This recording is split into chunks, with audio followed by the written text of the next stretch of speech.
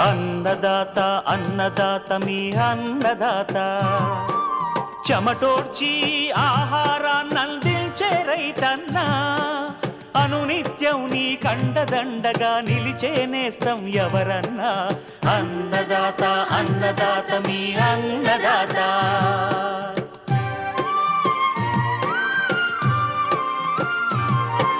నూతన రీతుల సాగుబడికి నూరింతలు పెరిగే దిగుబడికి సూచనలిచ్చే సస్య రక్షణకు పశు పోషణకి శాస్త్ర విజ్ఞానం అందించి ముందుకు నడిపే తెలుగు రైతు భారతదేశానికి మకుటం అయ్యేలా తీర్చిదిద్దే ఆశయంతో మిమ్ము మేలు కొలిపేది అన్నదాత అన్నదాత అన్నదాత మీ అన్నదాత అన్నదాత అన్నదాత మీ అన్నదాత.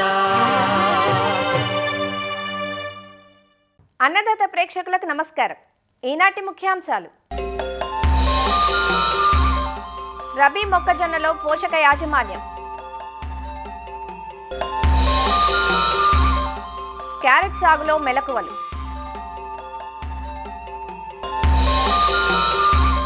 మాగాణి మినుము సాగు అధిక దిగుబడికి సూచనలు, ఇంకా జై కిసాన్ వ్యవసాయ సమాచారం.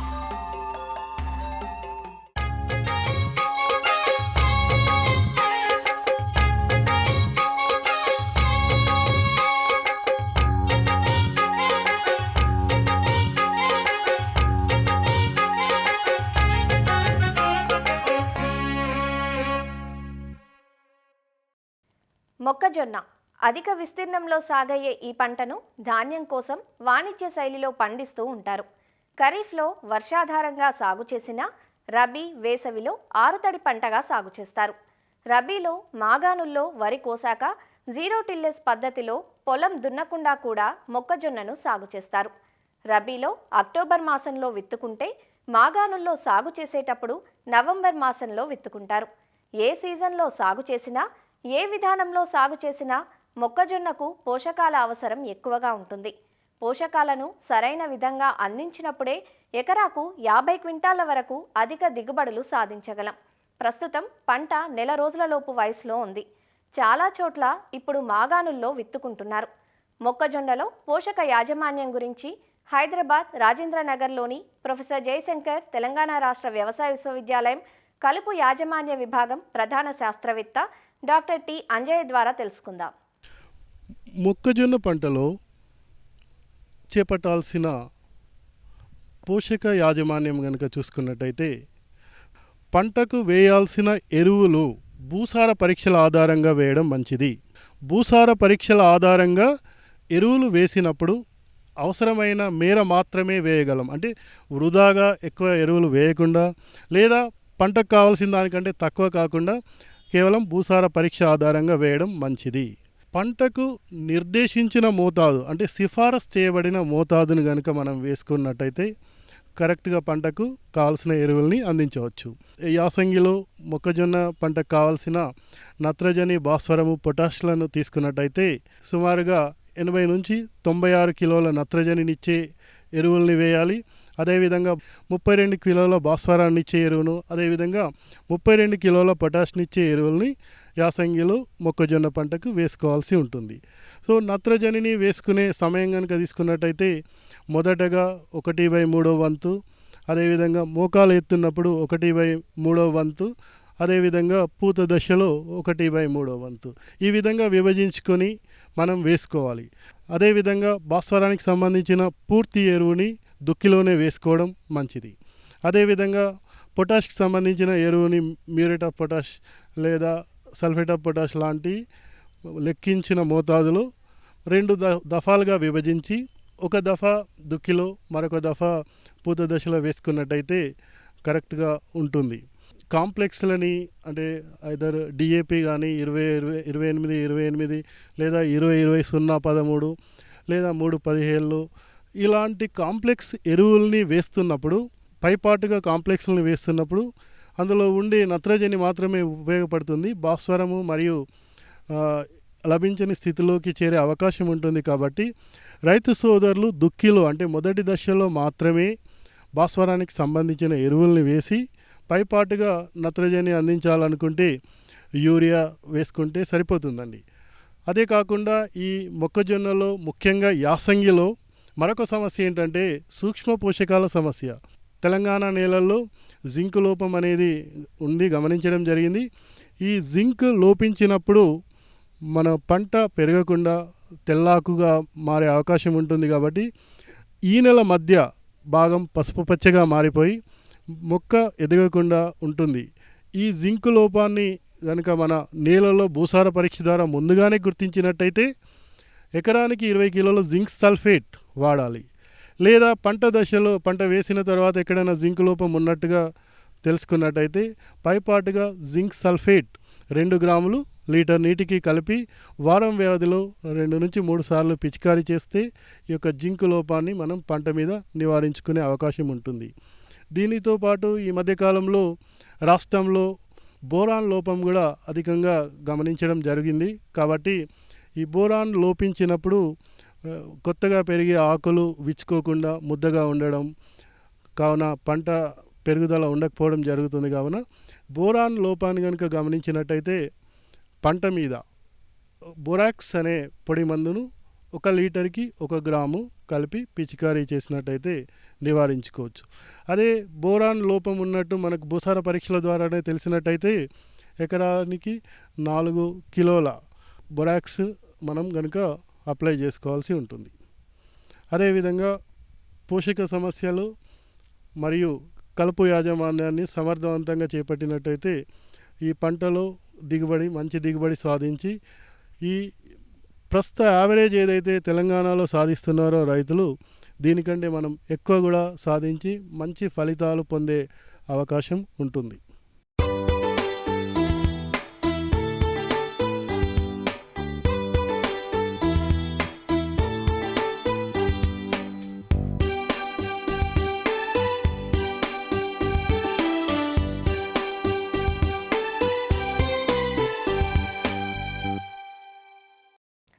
తొలకరి, రబీ, వేసవి ఇలా 3 కాలాల్లో సాగు చేసుకోదగ్గ అపరాల పంటల్లో మినుము ఒకటి. మినుమును రబీలో అక్టోబర్ మొదటి పక్షంలో, అలానే మాగాణుల్లో నవంబర్ మాసంలో విత్తుకుంటారు. వరి కోయటానికి వారం రోజుల ముందుగా పొలంలో విత్తుకుంటారు. హార్వెస్టర్లతో వరి కోతలు చేసినప్పుడు ఈ విధానంలో సాగు చేసేందుకు వీలుండదు. మాగానికి అనువైన రకాలు, విత్తన శుద్ధి, కలుపు, చీడపీడల యాజమాన్యం సక్రమంగా చేపడితే ఎకరాకు 8 నుంచి 10 క్వింటాల వరకు దిగుబడి పొందే వీలుంటుందంటూ మాగాణి మినుము సాగు వివరాలు తెలియజేస్తున్నారు ఆచార్య ఎన్జీ రంగా వ్యవసాయ విశ్వవిద్యాలయం, రస్తాకుంటబాయి కృషి విజ్ఞాన కేంద్రం సస్య పోషణ విభాగం శాస్త్రవేత్త డాక్టర్ శ్రవంతి. రబీలో అపరాల్లో ఎక్కువగా పెసర, మినుము సాగు చేస్తున్నారు. మనకి ముఖ్యంగా చూసుకున్నట్లయితే ఇప్పుడు రబీలో వరి మాగాణుల్లో వేసుకున్నట్టయితే నవంబరు, డిసెంబరు, జనవరి ఈ టైంలో విత్తుకోవచ్చు. దీనికి దిగుబడినిచ్చే రకాలు చూసుకున్నట్లయితే ముందుగా TBG 104 ఇది 70 నుంచి 75 రోజుల పంట కాలము, ఎకరాకి 8 నుంచి 9 క్వింటాల దిగుబడినిస్తుంది. పల్లాకు తెగులను తట్టుకుంటుంది, అలాగే అన్ని కాలాలకు అనుకూలంగా ఉంటుంది ఈ రకము. అదేవిధంగా నెక్స్ట్ GBG 1 అనే రకము, ఈ రకము 70 నుంచి 75 రోజుల పంట కాలము, 8 నుంచి 9 క్వింటాల దిగుబడినిస్తుంది. అదేవిధంగా ఇది కూడా పల్లాకు తెగులను తట్టుకొని అన్ని కాలాలకు అనుకూలంగా ఉంటుంది ఈ వెరైటీ కూడాను. నెక్స్ట్ LBG 884 ఇది 2022లో రిలీజ్ చేయబడింది. దీని పంట కాలము 75 నుంచి 80 రోజులు. ఇది ఎకరాకి 8 నుంచి 10 క్వింటాల దిగుబడినిస్తుంది. ఇది పల్లాకు తెగులను తట్టుకుంటుంది, అలాగే అన్ని కాలాలకు అనుకూలంగా ఉంటుంది. ఈ రకము వరి మాగాణుల్లో వేసుకోవడానికి కూడా అనుకూలంగా ఉంటుంది. అలాగే LBG 904 ఈ రకం 2023లో రిలీజ్ చేయబడింది. ఈ రకం కూడా అన్ని కాలాలకి అనుకూలంగా ఉంటుంది. వరి మాగాణుల్లో కూడా వేసుకోవచ్చు, అలాగే పల్లాకు తెగులను తట్టుకుంటుంది. ఇది ఎకరాకి 8 నుంచి 10 క్వింటాల వరకు దిగుబడినిస్తుంది. అలాగే TBG 129 ఇది 2023లో రిలీజ్ చేశారు. ఇది కూడాను 85 నుంచి 90 రోజుల పంట కాలము, ఎకరాకి 8 నుంచి 10 క్వింటాల దిగుబడి వస్తుంది. ఇది కూడా పల్లాకు తెగులను తట్టుకుంటుంది, అలాగే అన్ని కాలాలకు అనుకూలంగా ఉంటుంది. వరి మాగాణుల్లో కూడా ఈ రకాన్ని మనం వేసుకోవచ్చు. విత్తన మోతాదు ఎకరాకి చూసుకున్నట్లయితే వరి మాగాణుల్లో అయితే 16 నుంచి 18 కేజీల ఎకరాకి విత్తనం కావాలి.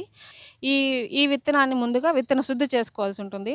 కేజీ విత్తనానికి తెగుళ్ళు మందు అయితే కార్బండిజం గానీ, మ్యాంకోజిబ్‌తో గానీ, క్యాప్టాను, థైరము కేజీ విత్తనానికి 2.5 గ్రాముల ఈ తెగుళ్ళ మందులను కలిపి విత్తన శుద్ధి చేసుకోవాలి. అదే పురుగు మందులు చూసుకున్నట్లయితే ఇమిడాక్లోప్రిడ్ గానీ, థయోమిథాక్సిమ్ కానీ 5 ఎంఎల్ కేజీ విత్తనానికి శుద్ధి చేసుకున్నట్లయితే ఇంచుమించు 15-20 రోజుల వరకు మనకి రసం పీల్చే పురుగుల నుంచి గానీ, తెగుళ్ళ నుంచి కొంతవరకు రక్షణ కల్పించబడుతుంది.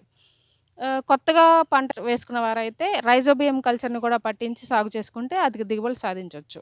తర్వాత ఎరువుల యాజమాన్యం చూసుకున్నట్లయితే వరి మాగాణంలో అయితే ఎటువంటి ఎరువులను వాడాల్సిన అవసరం లేదు. మన జిల్లాలో కూడా ఎక్కువగా వరి మాగాణంలోనే వేసుకుంటున్నారు. అంటే వరి కోయక ఒక 3-5 రోజుల ముందు విత్తనాన్ని చల్లుకొని, ఆ విత్తనం మొలకెత్తిన తర్వాత అది నేలలోని తేమని, సారాన్ని ఉపయోగించుకొని పెరుగుతుంది కాబట్టి దీనికి మనం ఎరువులను పెద్దగా వేయాల్సిన పని లేదు. నెక్స్ట్ కలుపు యాజమాన్యం చూసుకున్నట్లయితే అది 20-25 రోజులప్పుడు గడ్డి జాతి మొక్కలు ఎక్కువగా ఉన్నట్లయితే అంటే గరిక, చిప్పెర, ఉదర ఇలాంటి గడ్డి జాతి మొక్కలు ఎక్కువగా ఉన్నట్లయితే క్విజలోఫాప్ ఇథైల్ అనే మందును ఎకరాకి 400 మిల్లీలీటర్ల మందును 200 లీటర్ల నీటిలో కలిపి పిచికారీ చేయాల్సి ఉంటుంది. లేదా ఫెనాక్సోప్రోప్ ఇథైల్ అనే మందును 250 మిల్లీలీటర్ల మందును ఎకరాకి 200 లీటర్ల నీటిలో కలిపి పిచికారీ చేయాల్సి ఉంటుంది. గడ్డి జాతి కలుపు అలాగే వెడల్పాటి కలుపు ఈ 2 కూడా ఎక్కువగా ఉన్నట్లయితే ఇమజితాఫైర్ అనే మందును ఎకరాకి 200 ఎంఎల్ మందును 200 లీటర్ల నీటిలో కలిపి పిచికారీ చేయాల్సి ఉంటుంది. ఈ విధంగా మనము ఎరువుల యాజమాన్యము, విత్తన శుద్ధి, కలుపు యాజమాన్యం చూసుకున్నట్లయితే అధిక దిగుబడులు సాధించవచ్చు.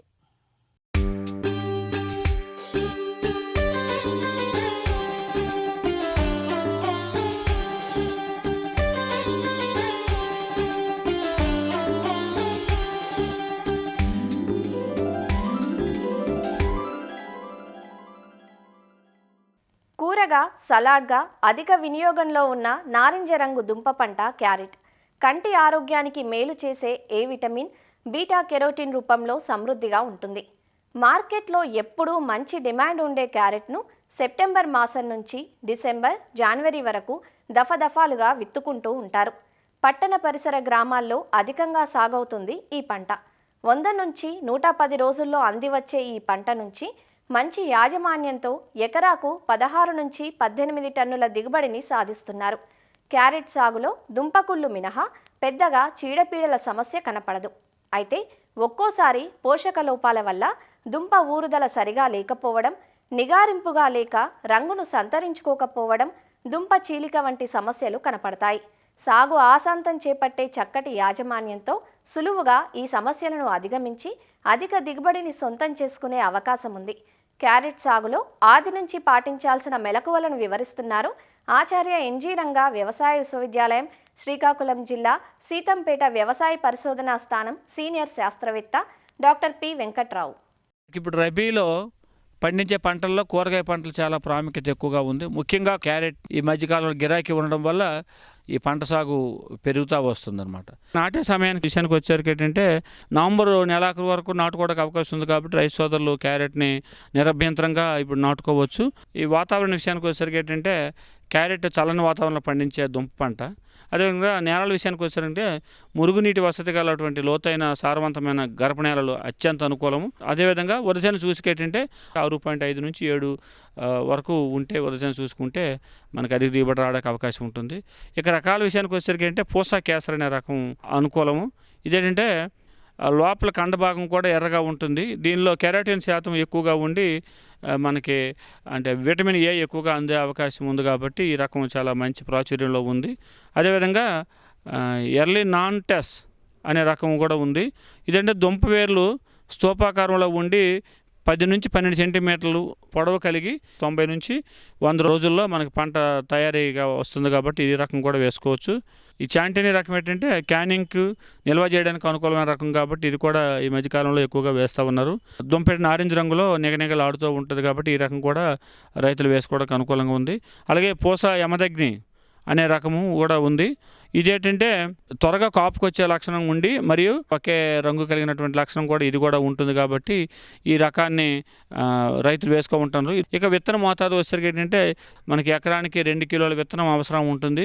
ఈ 2 కిలోల విత్తనాన్ని ముందుగా విత్తన శుద్ధిగా చేసుకున్నట్టయితే సరిపోతుంది. కిలో విత్తనానికి 1 గ్రాము థైరము లేదా రసం పీల్చే పురుగులు కానీ ఎక్కువగా ఉన్నట్టయితే ఇమిడాక్లోప్రిడ్ అనే మందుని కానీ 1 కిలో విత్తనానికి 5 మిల్లీలీటర్ల చొప్పున కానీ మనం విత్తన శుద్ధి చేసుకున్నట్టయితే రసం పీల్చే పురుగులు అదేవిధంగా ఈ కుళ్ళు తెగుల నుంచి కూడా పంటను రక్షించడానికి అవకాశం ఉంటుంది. అదేవిధంగా నాట పద్ధతి విషయానికి వచ్చారంటే వరుసకి మధ్య 30 సెంటీమీటర్లు, అదేవిధంగా మొక్కకి మధ్య 5 సెంటీమీటర్లు ఉండేటట్టు నాటుకున్నట్లయితే మనకి మొక్కల సాంద్రత సరిగా ఉండి అధిక దిగుబడి రావడానికి అవకాశం ఉంటుంది. ఇక ఎరువుల విషయానికి వచ్చేసరికి ఏంటంటే ఎకరానికి 10 టన్నుల పశువుల ఎరువుని వేసుకోవాలి. అదేవిధంగా 20:16:20 కిలోలు అంటే నత్రజని, భాస్వరం, పొటాషు ఇచ్చే ఎరువులను కానీ మనం వేసుకున్నట్టయితే పోషకాలన్నీ మొక్కలకు అంది మంచి పెరుగుదల రావడానికి అవకాశం ఉంటుంది. అదేవిధంగా నత్రజని 2 దఫాలుగా వేసుకోవాలి. మొదటి సాగభాగం ఆఖరి దుక్కులను, రెండవ సాగభాగం విత్తిన 6 వారాలకు ఒకసారి కానీ వేసుకున్నట్టయితే పంటకి నత్రజని అదేవిధంగా మిగతా పోషకాలు కూడా అందడానికి అవకాశం ఉంటుంది. నీటి యాజమాన్య విషయానికి వచ్చినట్టు వాతావరణ పరిస్థితిని బట్టి తేలిక నెల అయితే వారం రోజులకు ఒకసారి, అదే బరువు నెల అయితే 10 రోజులకు ఒకసారి నీటి తడి కానీ ఇచ్చుకున్నట్టయితే మనకి దుంపలు బాగా ఊరి మంచి దిగుబడి రావడానికి అవకాశం ఉంటుంది.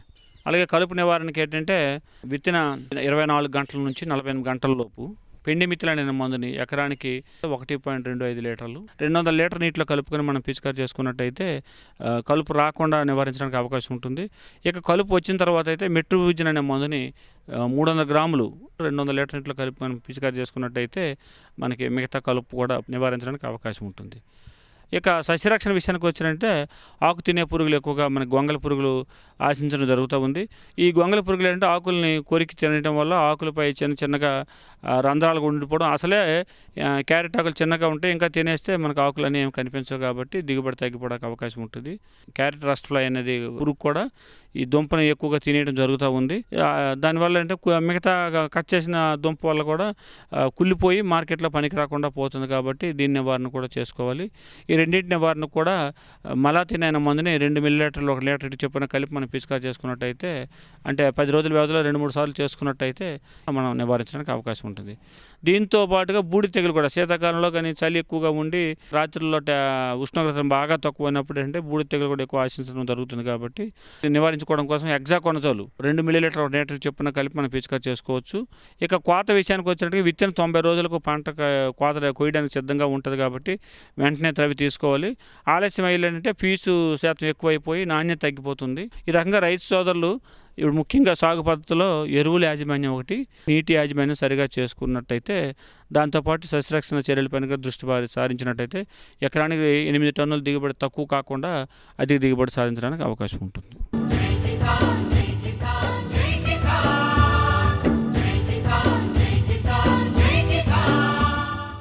వ్యవసాయ సమాచారం ఇప్పుడు జై కిసాన్లో చూద్దాం. మెదక్ జిల్లా చేగుంట మండలం రుక్మాపూర్ గ్రామానికి చెందిన రైతులు వానాకాలం వరి సాగు చేశారు. పంట ఆరంభంలో ఆశాజనకంగానే ఉండి మంచి దుబ్బు కట్టింది.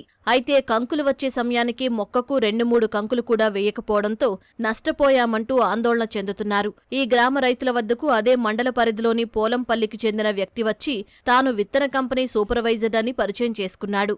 తమ వద్ద నాణ్యమైన మేలు రకం వరి విత్తనాలు ఉన్నాయని, అవి సాగు చేస్తే ఎకరాకు 35 క్వింటాళ్ల వరకు దిగుబడి వస్తుందని చెప్పాడు. విత్తనాలు ఉచితంగా ఇస్తామని, కోతల అనంతరం తామే కొనుగోలు చేస్తామంటూ నమ్మబలికారు. ముందు వెనుక ఆలోచించకుండా దాదాపు 50 మంది రైతులు సుమారు 90 ఎకరాల్లో వరి సాగు చేశారు. అయితే పంట చివరికి వచ్చేసరికి కంకులు సరిగ్గా రాక గింజలు ఏర్పడలేదు. దీంతో మోసపోయామని తెలుసుకుని జిల్లా కలెక్టర్కు వచ్చి తమ గోడు వెళ్లబోసుకుంటున్నారు. మా గ్రామంలో నకిలీ విత్తనాలతోటి సుమారు 40 నుంచి 50 మంది రైతులు నష్టపోయారు. దానికి వివరించనీకి మన జిల్లా కలెక్టర్ గారిని ఒక వినతి పత్రం ఇవ్వడానికి మేమందరం మా గ్రామ రైతులం వచ్చినాము. ఏంటంటే ఊళ్ళకు అడ్డగోలుగా చిల్లర కంపెనీలు వచ్చి నమ్మబలికి ఎకరాకు 30 నుంచి 40 క్వింటాలు వస్తాయని చెప్పి మోసం చేసారు. దాన్ని తీరా వచ్చి చూసే వరకలు ఇప్పుడు పిలకలు మాత్రము 20 ఉన్నాయి. దానికి గొల్లలు వచ్చే వరకలా 2-3 గొల్లలు ఉంటున్నాయి. దాంతో ఎకరాకు 5 నుంచి 10 క్వింటాల వరికి వెళ్ళడానికి కష్టం ఉంది. ఈ నకిలీ విత్తనాలు తయారు చేసుకుంటూ మరి రైతులకు ఆశ చూపించి ముందే విత్తనాలు ఫ్రీగా ఇస్తామని చెప్పి ఇచ్చి పండిన పంటను మరి ఎకరాకు 30 క్వింటల్ దాకా వెళ్తాయి మరి అని చెప్పి వాళ్ళు మోసం చేసి మేము కొంటామని మసిపూసి మారడికాయ చేసినట్టుగా రైతులను మోసం చేయడం జరిగింది. మరి ఆ విత్తనాలు తీసుకున్నారు. ఎవరికైనా విత్తనాలు మేము వ్యవసాయదారుడు లబ్ధి పొందుతామంటే ఎవరికైనా ఆశపడతారు. ఎందుకంటే వాళ్ళు కష్టిస్తారు కాబట్టి వ్యవసాయదారుడు మేము పండిస్తాము, మేము బాగుపడతామన్న ఆశతోటి ఆ విత్తనాలు తీసుకోవడం జరిగింది. ఆ విత్తనాల మీద కూడా ఎలాంటి బ్రాండ్ పేరు లేదు. వ్యవసాయం ఈ విధంగా జరిగి పంట మొత్తం ఎండిపోయి అది పురుగు మందు కూడా వాళ్ళే ఇచ్చారు. వాళ్ళు చెప్పిన మందును కొట్టే వరకు మొత్తం ఎండిపోయింది. ఎకరా ఖర్చు అంటే 30 నుంచి 40 వేల దాకా ఖర్చు వస్తుందని చాలా నష్టపోయినాం రైతులు. కాబట్టి దానికి తగిన న్యాయం చేయాలని కలెక్టర్ గారిని కోరినాం, వినతి పత్రం అందించినాం. సార్ మాకు ఈ నకిలీ విత్తనాలు అనేది ఇక్కడ మనకు ఈ పొలంపల్ల అంట నరసింహ అనే వ్యక్తి ఒక తెల్ల బ్యాగులలో తీసుకొచ్చి 20 కిలోల బస్తా మాకు ఇచ్చేసిండు. ఇచ్చి ఇది బాగా వస్తుంది, దిగుబడి బాగా వస్తుంది, ఎకరాకు మినిమం అయినా కానీ ఒక 30 క్వింటాలు 30 పైన వెళ్తాయని చెప్పి మాకు ఇచ్చారు సార్. ఇస్తే దానికి మేము ఆశపడి ఈ వస్తలేవు కదా అని చెప్పి ఆ సీడ్ తీసుకొచ్చి పెట్టేసాం సార్. పెట్టేస్తే ఏమైంది, ఇప్పుడు అది పిలకలు బాగా వచ్చినాయి. పిలకలు బాగా వస్తే మేంగిన అనుకున్నాం, ఇది బాగానే ఉన్నట్టుంది, సీడ్ బాగానే ఉన్నట్టుంది అని చెప్పి మేము తీసుకున్నాం సార్. తీసుకున్నాక మళ్ళీ ఏమైందంటే మళ్ళీ ఇప్పుడు ఆయన సార్ మళ్ళీ ఇట్లా వచ్చిందా మళ్ళీ ఆయన పిలిపిస్తే ఇది ఒక మందు కొట్టరని చెప్పి ఆ మందు ఇప్పిస్తే ఆ మందు కొడితే ఏమైంది సార్ మొత్తం ఎండిపోయింది సార్. ఎండిపోయి ఒక నిప్పు పెడితే ఇప్పుడు మొత్తం 3 ఎకరాలు దళిగా పడుతుంది సార్. 3 ఎకరాలు ఎండిపోయింది. ఒక ఎకరాకు వచ్చి 30-40 వేల పెట్టుబడి అవుతుంది సార్. ఈ మధ్య మాకు ఒకటి వచ్చేది ఒక ఎకరాకు వచ్చి 60,000 పంట వండేది ప్రతిసారి మేము వేరే సీడ్ పెట్టితే. ఇప్పుడు వచ్చేది ఒక 10,000-12,000 పంట అయినా వండే అవకాశం లేదు మాకు ఇప్పుడు. జిల్లాలో వరి సాగు చేసి నష్టపోయామంటున్న రైతుల ఉదంతం వ్యవసాయ అధికారుల దృష్టికి వచ్చింది. దీంతో అధికారులు స్పందించి సాగు చేసిన పొలాలను పరిశీలించిన అనంతరం తుది నివేదిక అందించి రైతులకు న్యాయం జరిగేలా చూస్తామన్నారు. ఆర్గనైజర్ నర్సింహుల ద్వారా ఫౌండేషన్ సీడ్ ప్రొడక్షన్ వారు చేయడం జరిగింది. అయితే దీంట్లో 2 రకాల విత్తనాలు తీసుకున్నారు. అయితే ముఖ్యంగా ఒక రకమైన విత్తనాలు 50 ఎకరాలు, ఇంకొక రకమైన విత్తనాలు 50 ఎకరాలు, దాదాపు 96 సంచులు రైతులు పండించడం జరిగింది. అయితే అందులో మేకల శ్రీనివాస్ అనే రైతు పంట నష్టపోయింది అని చెప్పేసి మన మండల వ్యవసాయ అధికారికి కంప్లైంట్ చేయటం జరిగింది. కంప్లైంట్ చేసిన దాన్ని బట్టి వ్యవసాయ అధికారి ఆ పొలానికి వెళ్ళి అలాగే మాకు రిపోర్ట్ చేయటం జరిగింది. సో దాని ప్రకారము సైంటిస్ట్ని కోరడం జరిగింది. అయితే శాస్త్రవేత్తలతో పాటు జిల్లా కమిటీ ఏర్పాటు చేశాము. దాంట్లో జిల్లా వ్యవసాయ అధికారి, అలాగే డాట్ సైంటిస్ట్, అలాగే వరికి సంబంధించిన సైంటిస్టులు, వాటితో పాటు అలాగే విత్తనాభివృద్ధి సంస్థ, అట్లాగే సీడ్ సర్టిఫికేషన్ ఆఫీసర్, దాంతోపాటు కంపెనీలో ఆ వెరైటీ రిలీజ్ చేసిన బ్రీడర్తో పాటు కమిటీ ఏర్పాటు చేశాము.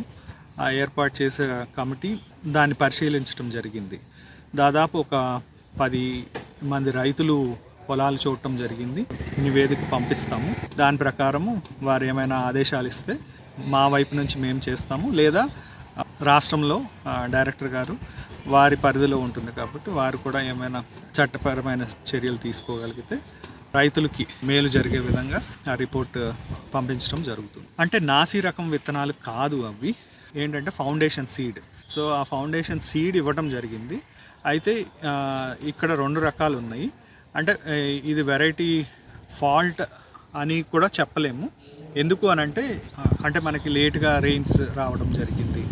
లేట్గా రెయిన్స్ రావడం వల్ల కూడా ఒక్కొక్కసారి నీరు అందకపోవటం, ఈ రోగాలు పురుగులు మాత్రము పంట పొలాల్లో సాధారణమైన పొలం కంటే కూడా ఎక్కువగా ఉంది. కాబట్టి అవన్నీ నివేదికలో మేము సమర్పిస్తాము. విత్తనాలు ఉచితంగా వస్తున్నాయనో, తెలిసిన రైతే విక్రయిస్తున్నాడనో, లేదా పక్క రైతు వేశాడనో గుడ్డిగా సాగు చేయకూడదని వ్యవసాయ శాఖ ఎప్పటికప్పుడు సూచిస్తున్నా కొంతమంది రైతులు సాగు చేసి ఇలా నష్టాలను మూటగట్టుకుంటూనే ఉంటున్నారు. ప్రతి సీజన్లోనూ ఇలాంటి ఉదంతాలు రైతులకు ఎదురవుతూనే ఉంటున్నాయి. ఇలాంటి పరిస్థితుల్లో ప్రతి ఒక్క రైతు అప్రమత్తంగా ఉండాలని, ధృవీకరించిన సంస్థల నుంచే బిల్లులు తీసుకుని విత్తనాన్ని కొనుగోలు చేయాలని నిపుణులు సూచిస్తున్నారు.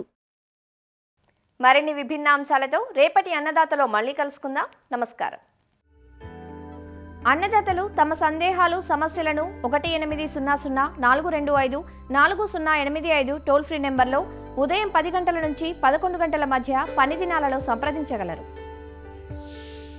ఈ కార్యక్రమాన్ని యూట్యూబ్లో www.youtube.com/annadaata ETV లింక్ ద్వారా వీక్షించవచ్చు.